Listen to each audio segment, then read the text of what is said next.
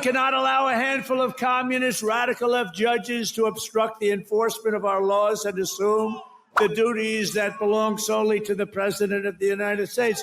Judges are trying to take away the power given to the president to keep our country safe, and it's not a good thing. But I hope, for the sake of our country, that the Supreme Court is going to save this, because we have to do something. These people are just looking to destroy our country.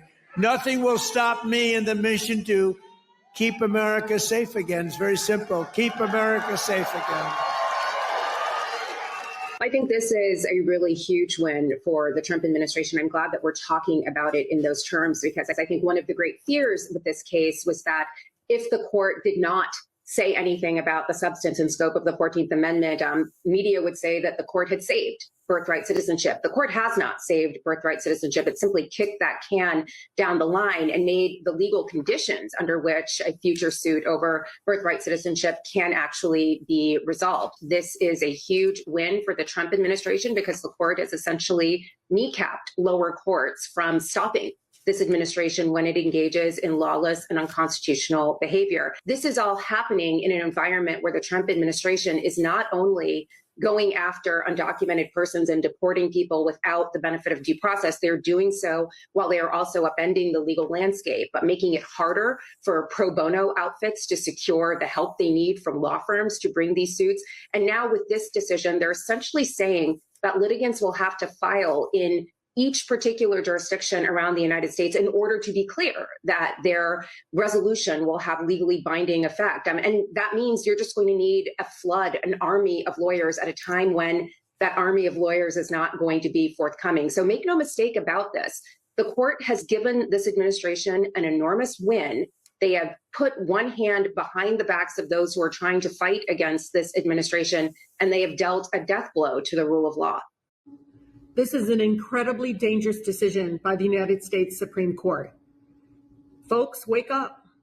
The Supreme Court now says that we can't permit nationwide injunctions against the Trump administration, even on birthright citizenship. They didn't care about the constitutionality of birthright citizenship. They made this decision because they are a bought Supreme Court.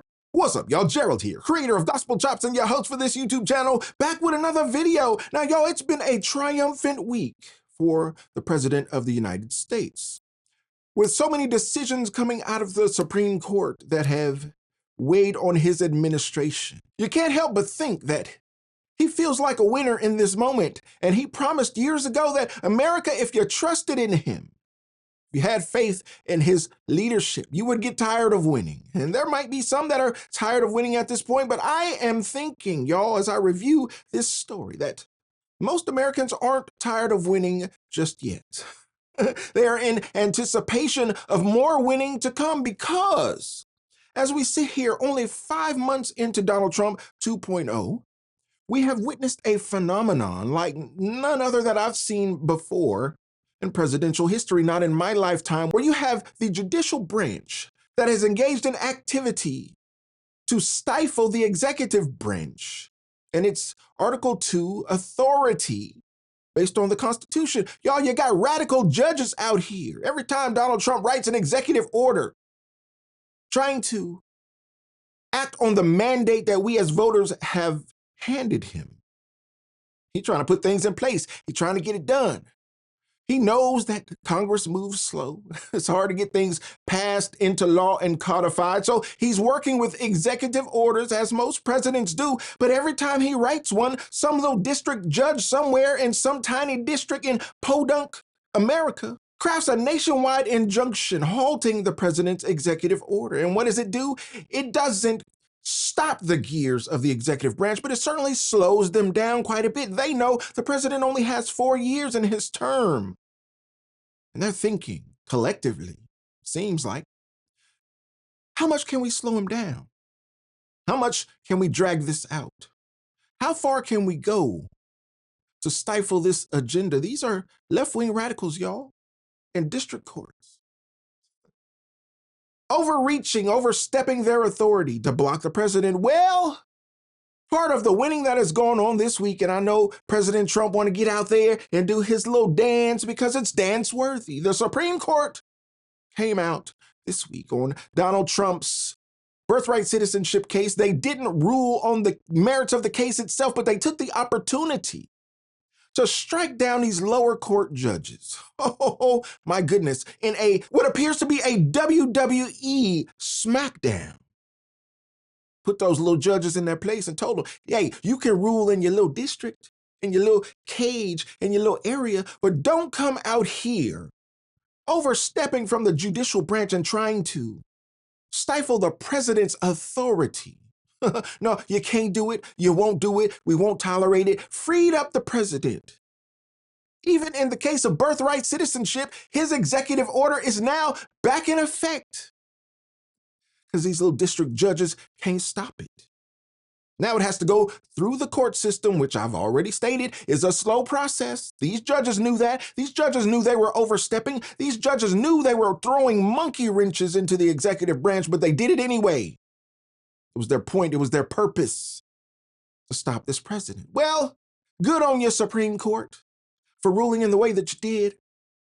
But what I found interesting in this ruling, when the majority opinion is written, it is the voice of the court, essentially. And Amy Coney Barrett authored the majority opinion in this case. And y'all, she didn't just smack down the judges. She got slap happy. Once she started slapping, she couldn't contain herself and got to slapping another judge on the court. Who is that judge? Ketanji Brown Jackson, the DEI justice herself. Yes, y'all. If you read the opinion, and I'm summarizing, and I'm kind of projecting a little piece, but why would a woman who can't tell you what a woman is deserve to be on the court at all? At the very least, she should recuse herself from all cases involving women's issues, such as the Planned Parenthood case that just came out this week. But Amy Coney Barrett, affectionately known as Amy Commie Barrett, because she wishy-washy herself, but on this one, she hit a home run, y'all. She knocked it out the park and decided to do a pimp slap to Ketanji Brown Jackson and say, I don't know if you don't know the law. I don't understand if you ain't read the law. I don't understand if you don't comprehend the law. But based on your dissent in this case, I'm surprised you even passed the bar. That's essentially what she said. This is like you going to work on Monday morning, sending out an email blast and slapping down one of your coworkers. And then you see them in the lunchroom and things get awkward. Yeah, it's only 9 justices on the court. Y'all got to see each other. Y'all got to work together. It's going to be a little awkward moving forward in that you named her repeatedly in this opinion, only to smack her down repeatedly in this opinion. Well, good on you. We are happy that these lower level judges were put in their place, but y'all seem like the mainstream media once again can't take it. They are losing themselves from CNN to ABC to MSNBC. All these networks and all these talking heads are losing themselves based on the decisions that came down this week. They don't know what to do. But I would suggest they get somewhere and sit on their hands because the MAGA train is moving forward. It is not. If the child to 2 undocumented immigrants is born in Pennsylvania, what is the result with respect to that person's citizenship? These are a bunch of questions that are now going to result. But at the very least, we are going to see a circumstance where the president's executive order curtailing birthright citizenship is going to effectively be allowed to be implemented in certain states, but not in others. Okay, so Leah Littman, what does this mean for Trump's executive order on birthright citizenship? Is it now in effect in certain places, just not in the places that initially were where these cases were brought? So unfortunately, that is going to be worked out by the lower courts on remand, because what the Republican justices decided is as to the individual plaintiffs who filed suit, courts cannot award them nationwide injunctions. That is the only thing courts can give these individual plaintiffs is a determination that their children would be United States citizens. But as to the states that challenge this executive order, the Supreme Court says, we are not deciding whether a nationwide injunction is necessary to provide the states with complete relief, and therefore they send the case back down to the lower courts to make that determination initially. Now, that doesn't mean the executive order is going to go into effect immediately. The executive order indicates that it contains a 30-day period in which the administration will create some sort of guidelines and process to figure out how it will be implemented. And during the oral argument, the Solicitor General said their position is that 30-day period had not started because the lower courts had enjoined the executive order before it went into effect. And so therefore, there will be at least a 30-day period before the executive order is allowed to go into effect. And again, during that period, it's likely that lower courts will be determining whether the states, in order to remedy the harms that this order causes them, can receive nationwide relief. I just want to note the Democratic appointees' strong dissents in this case. Justice Ketanji Brown Jackson calls the court's decision an existential threat to the rule of law. Justice Sotomayor's dissent says no right is safe in the new legal regime the court creates. She calls the court complicit in a grave attack on our system of law. The reality is the Supreme Court's Republican justices took away lower courts' single powerful tool, the most powerful tool for reining in the Trump administration and holding them accountable to the law. Chuck, let me get your reaction. This sounds like a giant win for the Trump administration and could likely trigger chaos now across the country. All right, y'all. Now, I know I said I wasn't going to go into it in detail, but let me just give you a little piece because Amy Coney Barrett was cooking in her opinion. She said, "We will not dwell on Justice Jackson's argument, which is at odds with more than 2 centuries worth of precedent, not to mention the Constitution itself."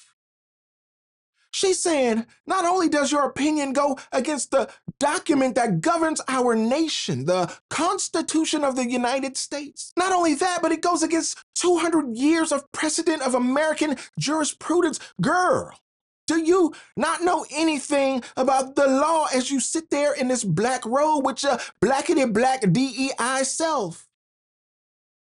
Okay, I guess I'm putting words in Amy Coney Barrett's mouth, and I don't want to do that. But a lot of Americans feel that way, and she basically called you out on it, saying you are unqualified for this position. Well, she's a smart lady. Let me just put it out there. Ketanji Brown Jackson is no dummy. Graduated at the top of her class from Harvard College, top of her class from Harvard Law. She's intelligent.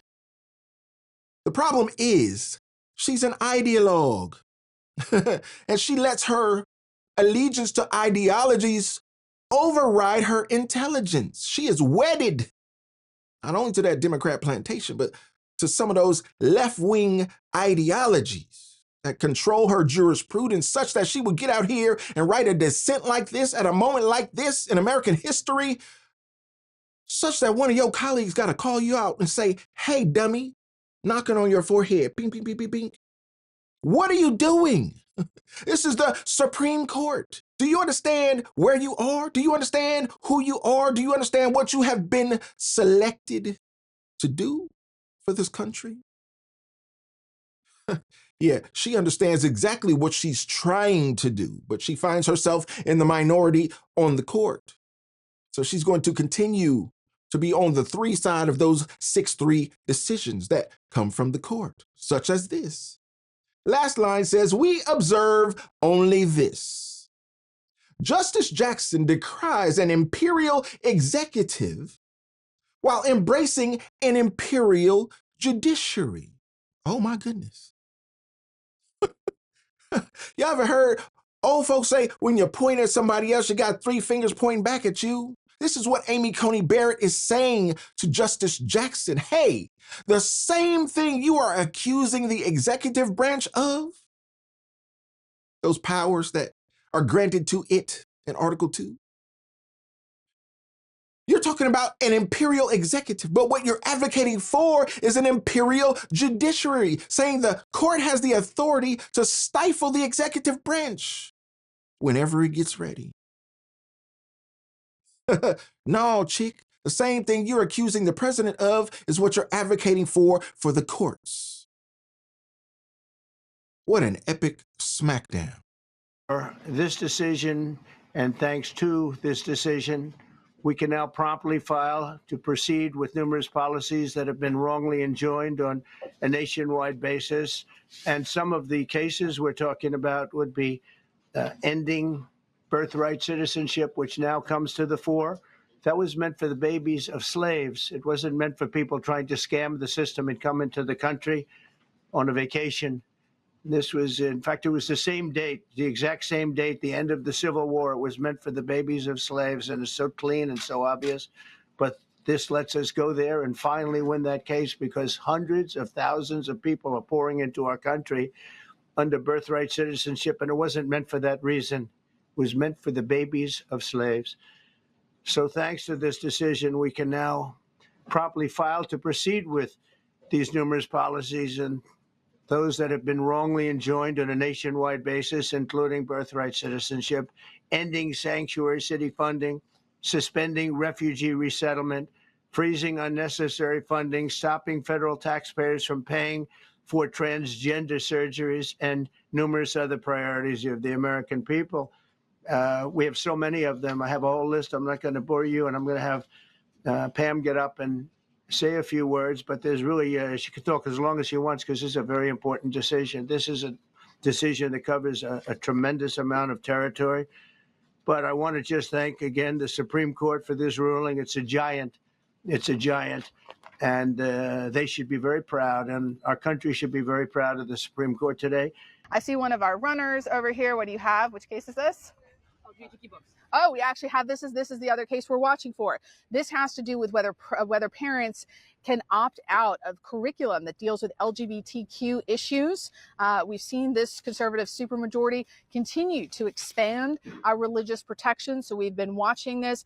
I am told, my producer Casey just handed me a note, this is a 6-3 win for parents. So here, in one of the biggest cases of the term, the justice is ruling that parents can opt out of instruction or curriculum that deals with LGBTQ issues on religious grounds. And this is significant because this could open the door for other religious exemptions to other aspects of school learning. So we're still waiting for that Texas case, but this, one of the other really big cases that we have been watching fresh off the press. And there you have it, y'all. Not only did President Trump get some judicial relief from the Supreme Court this week, and I know it feels good. He ain't trying to do too much of a victory lap, but he did step out there at the podium and say, hey, no press briefing today. I'm going to handle it myself. I'm going to step up here and answer all the questions because I feel pretty good about my position. They asked him, are you going to defy the courts? He was asked that repeatedly over the last 5 months of his presidency. He said, no, I'm not going to defy the courts, because he knew that's all the media wanted, to call him a tyrant. He said, no, we're going to wait you out. We're going to play the game your way according to your rules. We're going to play slow ball. Get it to the Supreme Court as fast as we can, get a ruling as fast as we can, be as efficient as we can with the time that we have left. Well, y'all, only took 5 months.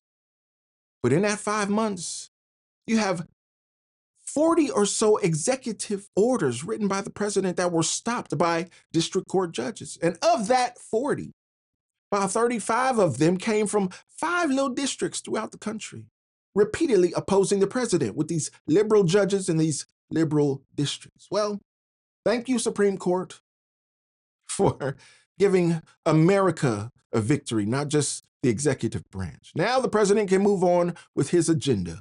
Maybe this country will be better for it in the end. That is our hope. That is our prayer. Y'all let me know what you think about this. It's been a crazy week, but this is what we waited for, to get some justice from the judicial branch. Got some whacked out judges out there, including some on the highest court in the land, but it seems like the majority is in line with the majority of America. Y'all let me know what you think about this. I'd love to know your thoughts. Let me know in the comments, and don't forget to like the video, Subscribe to the channel and share the video so we can get more people involved in the conversation, y'all. And like I always say, always remember and never forget, without the gospel, it's just chops. Until next time, peace.